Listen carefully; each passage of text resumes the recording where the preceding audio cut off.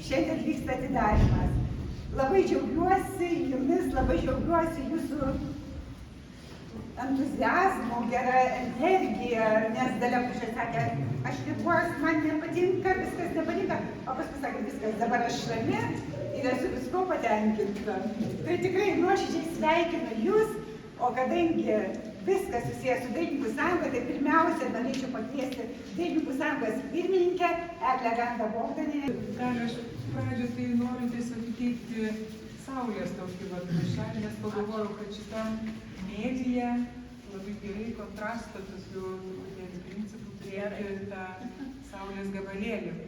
Ir žinoma, kad šiandieną bus ir parodos pristatymas, ir tam tikra adoracija Daliai, nes mano asmeninis santykis tai tikrai, kaip į ikoną žiūrint, visada atrodė, kad tai yra išskirtinė moteris, menininkė, kažkas tokio be galo gražaus, talentingo, drąsaus.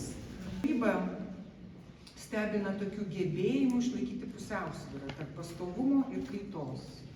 Jos abstrakčios kompozicijos nuolat grįžta, bet niekados nepasikartoja.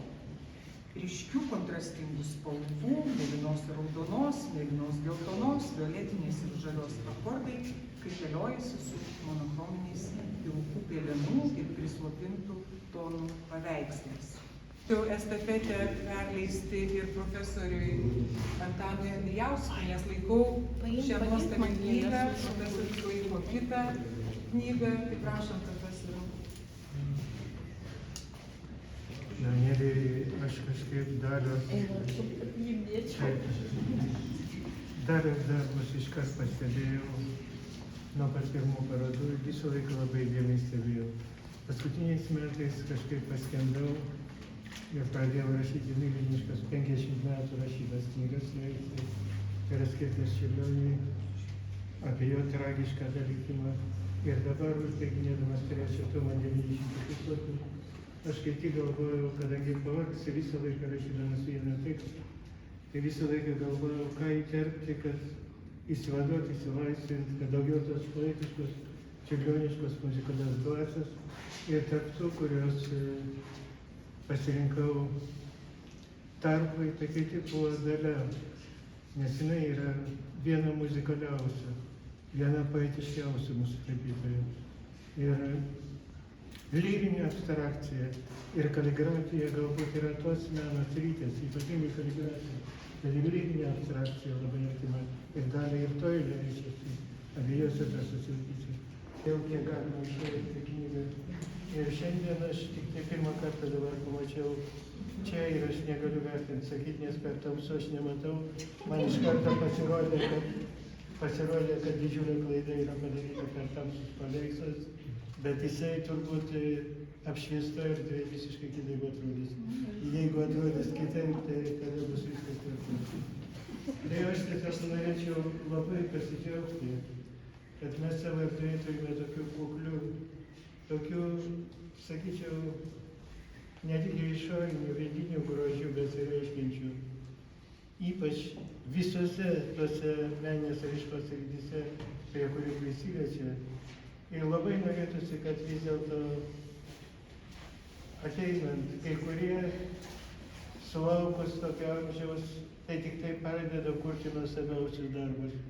Tai aš labai norėčiau, kad jūs dar atsikvėptumėte truputėlį po parodos ir po knygos ir vėl pasinertumėte į spontanišką spalvų šviesos, galbūt daugiau impresionistinį pasaulį, nes spalvą valdote meistriškai.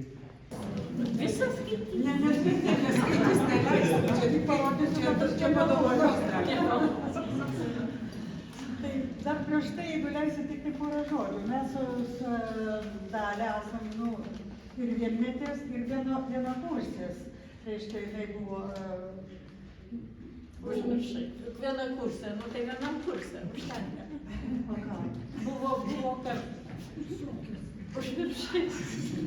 Buvo tuo metu, nesakysiu pavardžių, paskaičiuokit kokie tai metai ir dainantis labai įdomus tapytojai vyrai.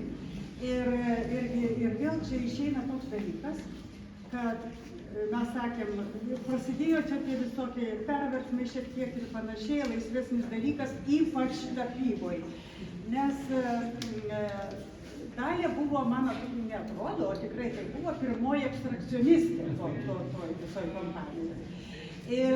Bet ta jos abstrakcionizmas iš tikrųjų, man tai atrodo, kad tai nebuvo abstrakcionizmas, nes visi prisimenam jos paveikslus, kuriuose būdavo parašytas koks nors vienas eilėraščio, ne posmelis, o tiesiog vaizdelis. Jeigu tas Paryžius. Aišku, čia turiu vaiką, bet kodėl mes labai retai susitinkam? Galima, sakau, Paryžiui. Vyno tai galėjo prieš tai išgerti, sustojęs ir prieš valandą buvo vynas padėti. Tai galiu aš papasakoti. Tai tu man ir papasakok, o aš tau dovanoju šitą, čia turėtum, nes tikriausiai nebeturiu. Man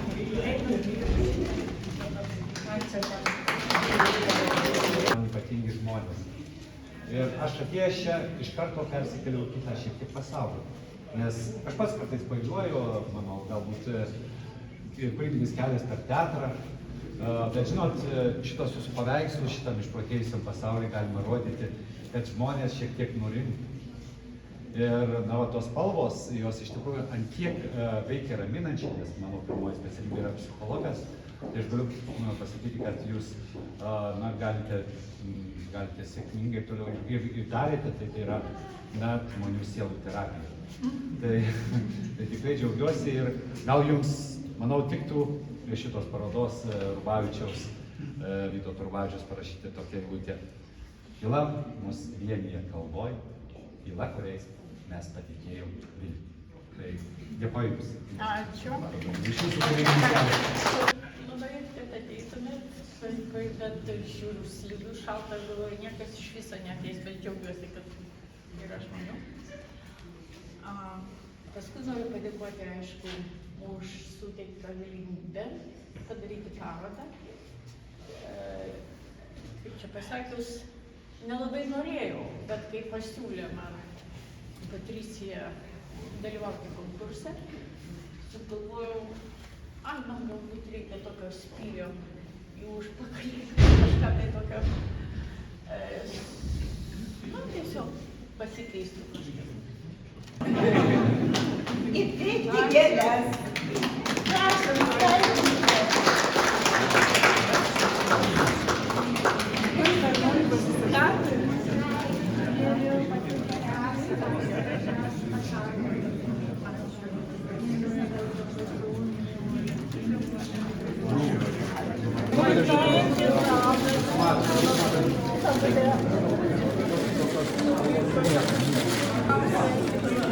Você fotografou.